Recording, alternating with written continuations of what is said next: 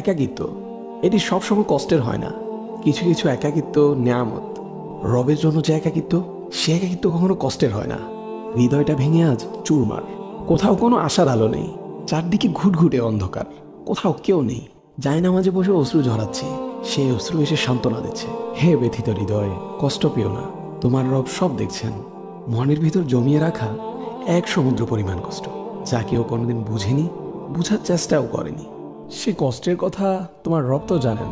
তিনি তোমার সহায় হয়েছেন বলেই তো তোমায় একাকিত্ব দিয়েছেন, যাতে তোমার কষ্টের কথা তোমার রবের কাছে বলে হালকা হতে পারো, তোমার দুশ্চিন্তার কথা রবকে বলে নিশ্চিন্ত হতে পারো। হে ব্যথিত হৃদয়, তুমি কি জানো না তোমার রব যে অসম্ভবকে সেকেন্ডের মধ্যেই সম্ভব করতে পারেন? তাহলে একাকিত্বকে তুমি কেন ভয় পাও? যে একাকিত্ব তোমায় বারবার রবের দিকে নিয়ে যায়, রবকে স্মরণ করিয়ে দেয়। হে ব্যথিত হৃদয়, কষ্ট পেও না, শীঘ্রই তোমার রব তোমাকে এত দিবেন যে তুমি সন্তুষ্ট হয়ে যাবে।